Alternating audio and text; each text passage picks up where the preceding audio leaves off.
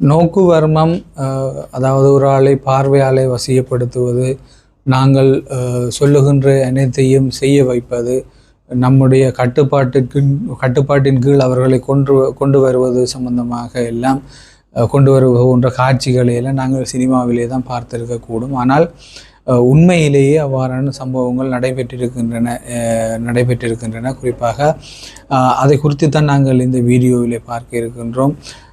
பங்களாதேஷினுடைய டாக்கா நகரிலே இடம்பெற்ற ஒரு சம்பவம். குறிப்பாக அந்த டாக்கா நகரில் உள்ள ஒரு வீதியாலே நடந்து சென்ற பெண் பெண்ணை திடீரென்று இன்னொரு பெண் வழிமறைத்து ஒரு கடதாசியை கொடுத்து இந்த முகவரி எங்கே இருக்கின்றது என்று விசாரணை செய்கிறார். அடுத்த நிமிடமே இன்னொரு ஆணும் அந்த இடத்துக்கு சேர்கின்றார். மூவரும் சில நிமிடங்கள் பேசிக்கொள்கிறார்கள்.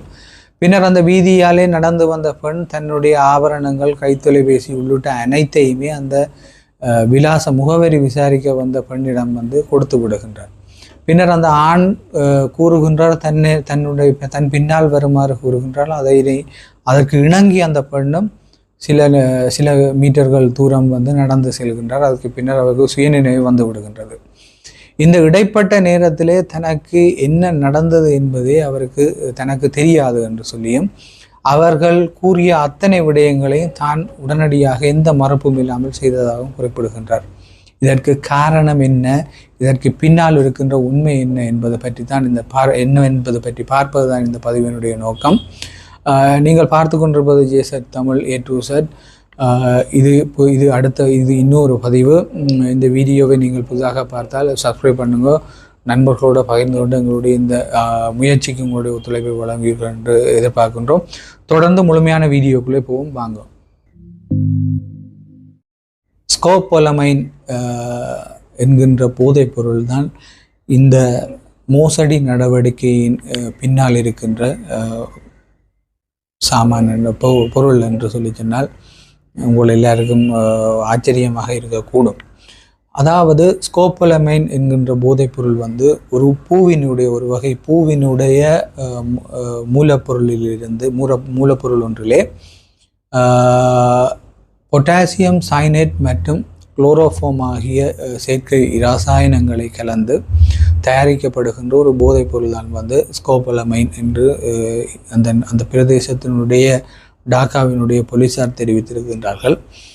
ஆரம்பத்திலேயே தங்களுக்கு இந்த போதைப் பொருள் தொடர்பாக எந்த விதமான அடிப்படை தகவல்களும் தெரியாத நிலைமையிலே இவ்வாறான மோசடி சம்பவங்கள் பல இடம்பெற்றிருக்கின்ற நிலைமையிலே அது குறித்து தாங்கள் குழம்பியதாகவும், பின்னர் ஒரு சந்தேக நபரிடமிருந்து துகள் வடிவிலே மீட்கப்பட்ட போதைப்பொருள் தொடர்பாக, புதிய வகை போதைப்பொருள் தொடர்பாக ஆய்வுக்கூடத்தில் நடத்தப்பட்ட ஆய்வுகளின் பின்னர் இதனுடைய பேர் ஸ்கோபோலமைன் என்று சொல்லியும், இது 2ஆம் உலக யுத்த காலத்தில் இருந்து குறிப்பாக உளவுத்துறையினராலே பயன்படுத்தப்படுகின்ற ஒரு வகை போதைப் பொருள் என்பதை அவர்கள் கண்டறிந்திருக்கிறார்கள். இவ்வாறு இந்த போதைப் பொருளை பயன்படுத்தி டாக்காவிலும் சரி, இந்தியாவிலும் சரி, வேறு நாடுகளிலும் சரி அதிகளவான குற்றச் செயல்கள் இடம்பெற்றிருக்கின்ற நிலைமையிலே இந்த போதைப்பொருள் ஸ்கோபோலமைன் என்கிற இந்த போதைப்பொருள் சாத்தானின் சுவாசம் என்று சொல்லி அவர்களுடைய குறியீட்டு சொல்லாக அந்த போதைப் பொருளை அழைக்கின்றார்கள். அதாவது டெவில் பிரீத் என்று சொல்லி அழைக்கின்றார்கள் அதனுடைய ஆங்கில வடிவிலே.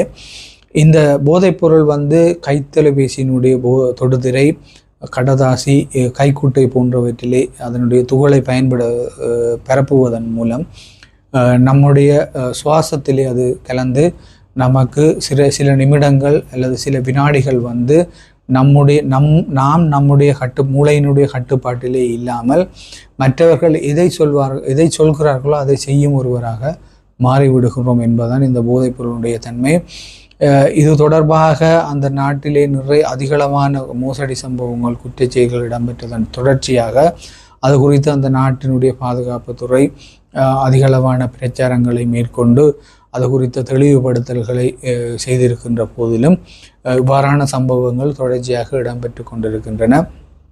குறிப்பாக இந்த ஸ்கோபோலமைன் என்கிற, அதாவது சாத்தானின் சுவாசம் என்று அழைக்கப்படுகின்ற இந்த போதைப்பொருள் சில வகை வாந்தி, மயக்கம், தலைச்சுற்று போன்ற வியாதிகளுக்கு வந்து மருந்தாகவும் பயன்படுத்தப்படுகின்ற நிலைமையிலே மிக ஆபத்தான இந்த போதைப் பொருளை சிலர் வந்து தவறான நோக்கங்களுக்காகவும் பயன்படுத்தி கொண்டிருக்கின்றார்கள். இது குறித்து பார்ப்பதுதான் இந்த வீடியோ பதிவினுடைய நோக்கம். நாளை இன்னும் ஒரு வீடியோ பதிவிலே சந்திப்போம். நன்றி, வணக்கம்.